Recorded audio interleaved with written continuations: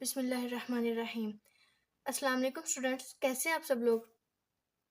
अच्छा जी, तो हम लोगों ने इंट्रोडक्शन पढ़ लिया था बायोलॉजी का और डेफिनेशंस भी पढ़ ली थी, जो मेजर चीज़ें हैं। अब उसके बाद इस चैप्टर में एक इम्पोर्टेंट टॉपिक है लेवल्स ऑफ ऑर्गेनाइजेशन। ये इम्पोर्टेंट है, ठीक है।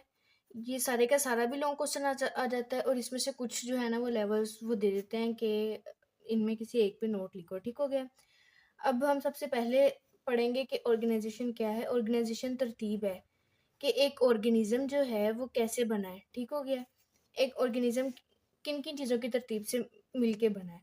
सबसे पहले हम लोग पढ़ेंगे कि मैटर मैटर क्या है। जो हमारा सबसे पहला लेवल है वो है सब एटॉमिक एंड एटॉमिक लेवल। उसमें हम लोग पढ़ेंगे कि मैटर क्या है। तो सबसे छोटा लेवल ये है, ठीक है। अब मैटर क्या है? कोई भी चीज़ जिसका मैस हो और वो स्पेस रखती हो, ठीक है, वो स्पेस ऑक्यूपाई करे, उसको हम लोग क्या कहते हैं? मैटर कहते हैं। सही है। ये हम लोग डेफिनेशन साइंस में छोटे होते पढ़ते आ रहे हैं कि matter everything that has mass and occupy space is called matter. अब जो मैटर है वो किससे मिलके बनता है? वो एलिमेंट से मिलके बनता है, ठीक हो गया।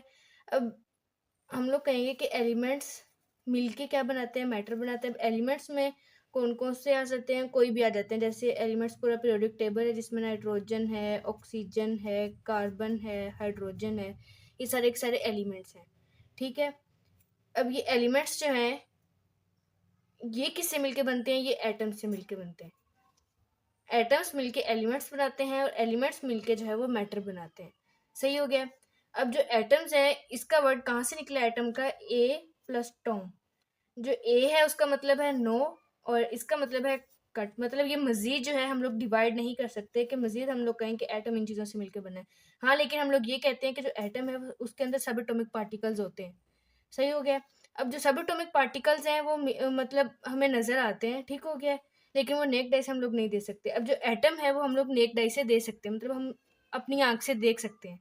अब जो सब एटॉमिक पार्टिकल्स हैं उनमें कौन कौन से इलेक्ट्रॉन्स हैं, प्रोटॉन्स हैं एंड न्यूट्रॉन्स हैं। Negative charge, positive charge and it's neutral, ठीक हो गया। ये हमारे पास है सब एटॉमिक पार्टिकल्स। सब एटॉमिक पार्टिकल्स मिलके एटम्स बनाएंगे, एटम्स मिलके एलिमेंट्स बनाएंगे, एलिमेंट्स जो है वो मैटर बनाते हैं। अब उसके बाद कहते हैं कि जो एलिमेंट्स हैं 92 काइंड ऑफ एलिमेंट्स हैं, जिसमें जो 16 है वो हमारे पास बायो एलिमेंट्स होते हैं। अब बायो एलिमेंट्स वो एलिमेंट्स हैं जो नेचर में इन्वॉल्व होते हैं और जो लाइफ बनाते हैं, ठीक हो गया।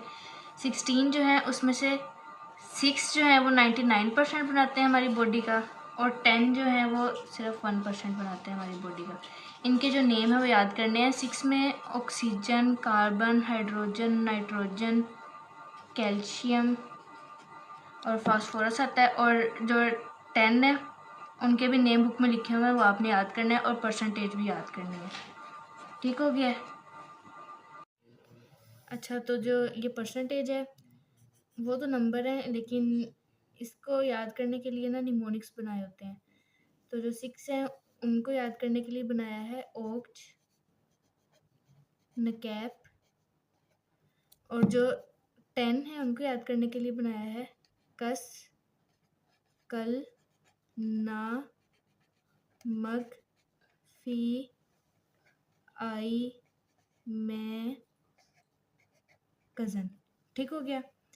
Oxygen, carbon, hydrogen, nitrogen, calcium and phosphorus. और ऐसे इसमें पोटाशियम है, सल्फर है, क्लोरीन है, सोडियम है, मैग्नीशियम है, आयरन है, आयोडीन है, मैंगनीज है और जिंक है, ठीक हो गया।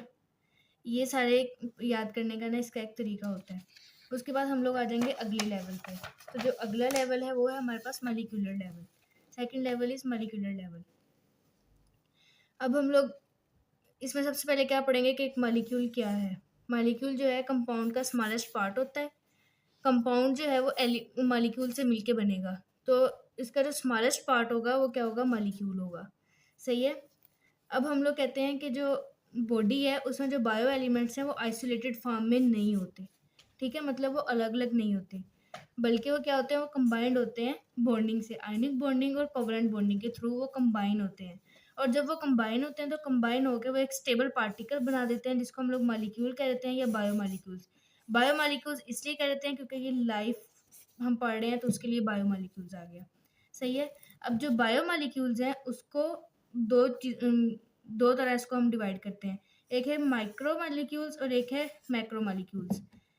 जो माइक्रो है वो लो के लिए होता है और जो मैक्रो है वो हाई के लिए होता है। माइक्रो का मॉलिक्यूलर वेट लो होता है और मैक्रो का मॉलिक्यूलर वेट जो है वो हाई होता है। सही हो गया।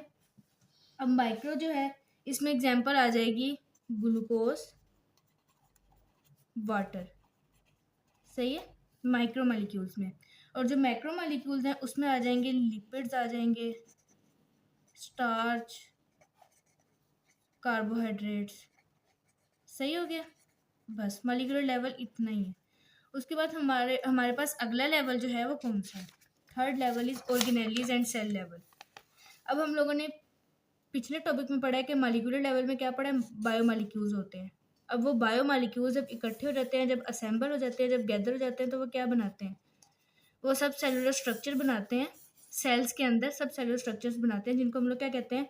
ऑर्गेनेली कहते हैं। सही हो गया। बायोमॉलिक्यूल्स मिलके हमारे पास ऑर्गेनेली बनाते हैं जो सेल के अंदर सब सेलुलर स्ट्रक्चर्स होती हैं। अब हर ऑर्गेनेली का एक स्पेसिफिक फंक्शन होता है। सही है, एक खास फंक्शन करेगा। जैसे हमारे पास माइटोकॉन्ड्रिया है,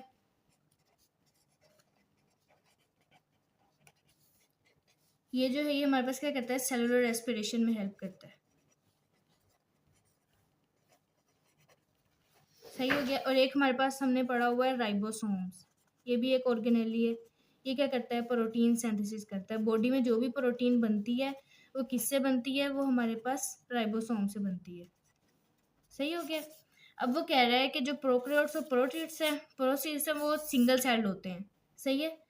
और जो फंजाई, प्लांट्स और एनिमल्स हैं उनमें ट्रिलियंस ऑफ सेल्स होते हैं, मतलब वो मल्टी सेलुलर भी होते हैं। तो इसका क्या मतलब है कि हमारे पास ऑर्गेनिज्म सिंगल सेल भी होते हैं यानी यूनिसेलुलर,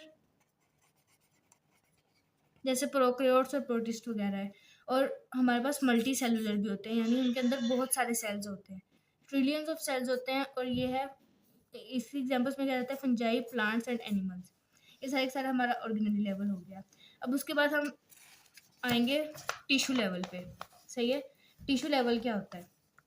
जो मल्टी सेलुलर ऑर्गेनिजम्स होते हैं ना, जैसे फिंजाई, प्लांट्स, एनिमल्स, अभी मैंने पीछे बताया आपको। मल्टी सेलुलर ऑर्गेनिजम्स में जो सिमिलर सेल्स होते हैं, मतलब जो एक जैसे सेल्स होते हैं, उनके फंक्शंस जो हैं सिमिलर होते हैं। Similar sales with similar functions वो मिलके क्या बनाते हैं? वो एक ग्रुप बनाते हैं जिसको हम लोग क्या कहते हैं? टिश्यूज कहते हैं। ये टिश्यू लेवल हो गया। बस इतनी सी सिंपल सी बात थी। अब इसमें हमारे पास प्लांट टिश्यू भी आते हैं और एनिमल टिश्यूज भी आते हैं। उसकी एग्जांपल्स आपकी बुक में लिखी हुई हैं, सो वो आपने कर लेने हैं। ठीक हो गया। आज के लिए इतना ही है। हम लोगों ने क्या पढ़ा? हम लोगों ने पढ़ा कि पहले एटम्स होते हैं, एटम्स मिलके एलिमेंट्स बनाते हैं, एलिमेंट्स मैटर बनाएगा। ठीक हो गया। फिर हमारे पास मॉलिक्यूलर लेवल आ जाता है जिसमें हमारे पास मॉलिक्यूल्स होते हैं।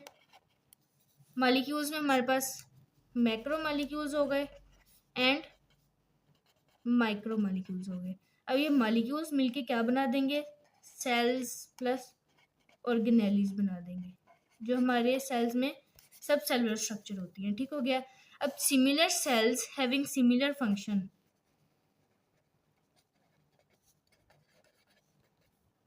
मतलब वो एक ही किस्म का काम करेंगे। वो किस में आ जाएगा? वो क्या बना देंगे? वो मिलके बना देंगे टिश्यू। ये हमने यहाँ पे पढ़ा टिश्यू लेवल तक। उसके बाद आगे भी कुछ लेवल्स हैं जो हम कल पढ़ेंगे। ठीक है, आज के लिए इतना ही। अगर आपको वीडियो पसंद आई हो तो वीडियो को लाइक कर दें और चैनल को सब्सक्राइब कर दें। Thank you so much. अल्लाह हाफिज़।